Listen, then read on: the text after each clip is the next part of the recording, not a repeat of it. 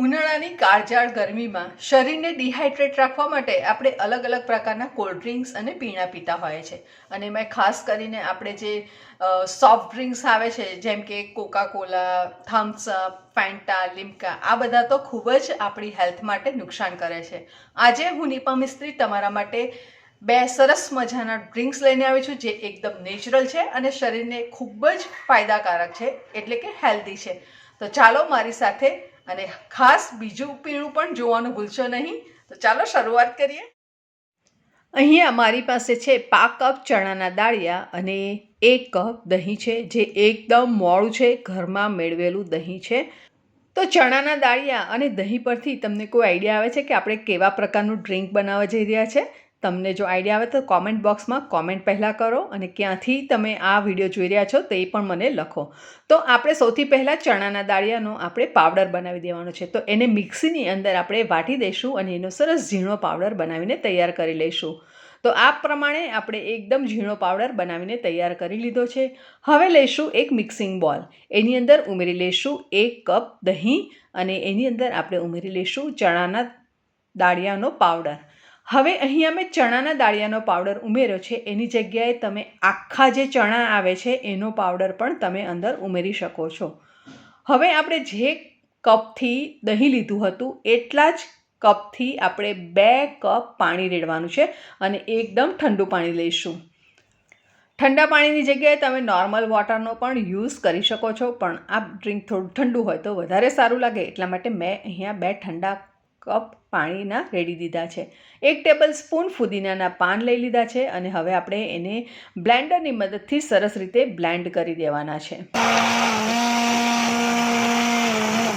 અહીંયા મેં બ્લેન્ડ કરતી વખતે ફુદીનાના પાનને આખા જ રાખ્યા છે, જેથી કરીને એના નાના નાના ચંક્સ થઈ જશે અને જ્યારે આપણે એ ડ્રિંક પીશું તો એનો ટેસ્ટ ખૂબ જ સરસ લાગશે.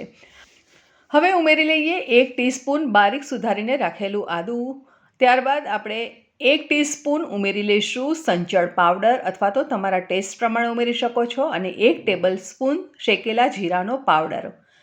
બધું ઉમેર્યા બાદ આપણે ફરીથી એને એકવાર બ્લેન્ડરથી સરસ બ્લેન્ડ કરી દઈશું.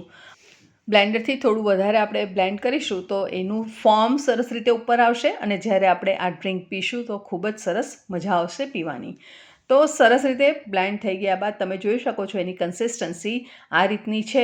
અને જો હજુ તમને એવું લાગે કે મને આ થોડું થીક લાગે છે તો તમે બીજો અડધો કપ જેટલું પાણી ઉમેરી શકો છો, પણ મારી દ્રષ્ટિએ આટલી કન્સિસ્ટન્સી હોવી જરૂરી છે. તો આ બની ગઈ છે આપણી છાશ. તો ચણાના દાળિયાની છાશ, ફ્લેવરવાળી છાશ ખૂબ જ સરસ લાગે છે. ચાલો કરી લઈએ સર્વ. એના માટે ગ્લાસમાં આઈસ ક્યુબ ઉમેરી લઈશું અને ત્યારબાદ આપણી જે છાશ બનાવીને રાખેલી છે તેને બંને ગ્લાસમાં ઇક્વલી પોર કરી લઈશું.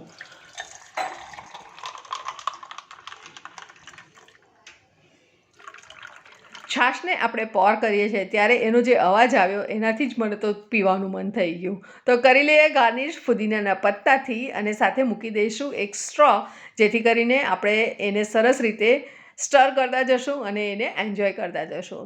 આ રેસીપી ગમી હોય તો તમારી કોમેન્ટ ચોક્કસ કોમેન્ટ બોક્સમાં લખો અને તમારા ફ્રેન્ડ્સ ફેમિલીમાં શેર કરવાનું ભૂલશો નહીં. અને હા, વિડીયો છોડીને જવાનું નથી, હજુ આપણે બીજી એક રેસીપી પણ જોવાની છે અને એ પણ વિધાઉટ કુકિંગ. તો ચાલો જોઈએ. તો એના માટે મેં અહીંયા 3 કેરી લઈ લીધી છે, જે તોતાપુરી કેરી છે અને એ વજનમાં છે 1.25 કિલો. હવે આ કેરીને આપણે છોલવાની છે, પણ છોલતી વખતે ખાસ ધ્યાન રાખવાનું કે આપણે એના છોડાને જાડા જાડા કાઢવાના છે, પતલા છોડા નથી કાઢવાના.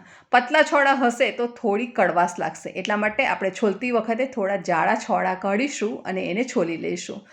આ રેસીપીમાં ખાસ તોતાપુરી કેરીનો ઉપયોગ કરવો. રાજાપુરી કેરી ખાટાશમાં વધારે હોય છે, જેથી કરીને આપણે તોતાપુરી કેરીનો ઉપયોગ કરીશું, જે ખટાશમાં થોડી ઓછી ખાટી હોય છે. અને જ્યારે આપણે રેસીપી બનાવીશું તો એમાં ખાંડનો ઉપયોગ પણ ઓછો થશે, જેથી કરીને થોડી હેલ્ધી બની જશે. તો તમે જોઈ શકો છો ફ્રેન્ડ્સ કે હું એકદમ જાડા જાડા છોડા કાઢી રહી છું. હવે આ રીતે બધી કેરીને આપણે છોલીને તૈયાર કરવાની છે. કેરી ખાસ ધ્યાન રાખવાનું કે લીલી હોવી જોઈએ, પણ અહીંયા મારી પાસે એક કેરી થોડીક વધારે પાકી ગઈ હતી એવી છે. તો આ કેરી હશે આવી તો પણ વાંધો નથી, પણ થોડો કલર એનો જ્યારે આપણે શરબત બનાવીશું તો એનો થોડો કલર યલોઇશ જેવો આવશે. હવે કરવાનું છે શું, આપણે બધી કેરીના ટુકડા કરી લેવાના છે.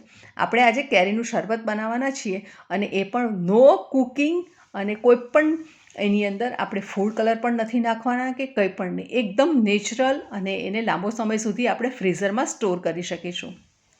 કેરીના ગોટલાને આપણે સરસ રીતે સાફ કરવાનો છે. એની અંદર બિલકુલ માવો ન રહે એ રીતે આપણે ગોટલો પણ સાફ કરી દીધો છે, અને આ રીતે આપણે બધી કેરીને કટ કરી લઈશું. હવે 1.25 કિલો કેરી છે, એની સામે આપણે 1.25 કિલો ખાંડ લેવાની છે, અને થોડી થોડી કેરી આપણે મિક્સીના જારમાં લેતા જશું, અને એની સાથે થોડી થોડી ખાંડ પણ અંદર ઉમેરતા જશું, અને એને સરસ રીતે આપણે વાટી લેવાનું છે, એટલે કે મિક્સીમાં એની સરસ રીતે પેસ્ટ બનાવીને તૈયાર કરી દેવાની છે. બધી કેરી સામટી વાટો અને પછી તમે ખાંડ નાખો એવું નથી કરવાનું. થોડી કેરી અને થોડી ખાંડ એ રીતે આપણે વાટતું જવાનું છે, જેથી કરીને આપણને સરસ આપણી જે પેસ્ટ છે એ મળશે. અને આ રીતે એક ચાળણી લેવાની છે, અને એની અંદર આપણે ચાળીને રેડી કરી દેવાનું છે, જેથી કરીને વધારાના એના ફાઇબર્સ હશે કે પછી થોડો ઘણો જે અંદર કચરું હશે તે બધું સરસ રીતે નીકળી જશે, અને આપણી એક સરસ સ્મૂથ પેસ્ટ બનીને તૈયાર થઈ જશે. તો બધી કેરીને આપણે આ રીતે ક્રશ કરી લેવાની છે, અને એને ગાળી લેવાની છે. અને ગાળ્યા બાદ આ રીતનું કચરું જે હોય થોડું ઘણું તે બધું આપણે એને કાઢીને સાઈડ પર મૂકી દેવાનું છે. તો તમે જોઈ શકો છો કે એકદમ સરસ સ્મૂથ પેસ્ટ આપણી બનીને તૈયાર થઈ ગઈ છે.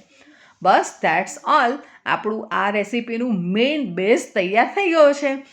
તો ફ્રેન્ડ્સ, તમે જોયું કે આપણે બિલકુલ કુકિંગનો પ્રોસેસ કર્યો નથી, અને હવે આપણે એને કરી દઈશું સ્ટોર.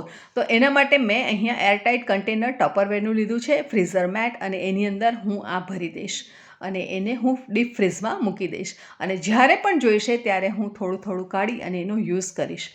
તો આપણે એની અંદર જે ખાંડ નાખી છે, જે ખાંડ પ્રિઝર્વેટિવનું કામ કરી રહ્યું છે, એટલા માટે આપણે એક્સ્ટ્રા કોઈ પણ પ્રિઝર્વેટિવ ઉમેરવાની જરૂર રહેશે નહીં. જ્યારે જોઈએ ત્યારે આપણે આપણા ટેસ્ટ પ્રમાણે પલ્પ ગ્લાસમાં લેવાનો છે, અને અહીંયા હું લગભગ 3 ટેબલસ્પૂન જેટલો પલ્પ અહીંયા લઈ રહી છું. અને ત્યારબાદ આપણે એમાં ઠંડુ પાણી ઉમેરીશું, અથવા તો તમે થોડાક અંદર બરફના ક્યુબ્સ પણ તમે તમારા ચોઈસ પ્રમાણે જેવું ઠંડુ જોઈએ એ પ્રમાણે ઉમેરી શકો છો. અને આ શરબતને વધારે ટેસ્ટી બનાવવા માટે એની અંદર ચાટ મસાલો કે જીરાળું પાવડર કે પછી છાશનો મસાલો હોય તો તે તમે અંદર ઉમેરી શકો છો, અને એને સરસ રીતે મિક્સ કરી અને એની અંદર જોઈતા પ્રમાણમાં પાણી ઉમેરી અને તમે એને એન્જોય કરી શકો છો. અત્યારે મેં ચાટ મસાલો ઉમેર્યો છે, અને ઠંડુ ઠંડુ પાણી ઉમેરી લઈશું. તો ફ્રેન્ડ્સ, આ રેસીપી કેવી લાગી, અને બેમાંથી કઈ રેસીપી વધારે ગમી મને ચોક્કસ કોમેન્ટ કરો, અને ગમી હોય તો તમારા ફ્રેન્ડ્સ ફેમિલીમાં શેર કરજો. ફરી મળીશું નવી સહેલી સાથે, નવી રેસીપી સાથે. અને હા, આ બંને રેસીપી તમારા રસોડે ચોક્કસ બનવી જોઈએ, પ્રોમિસ.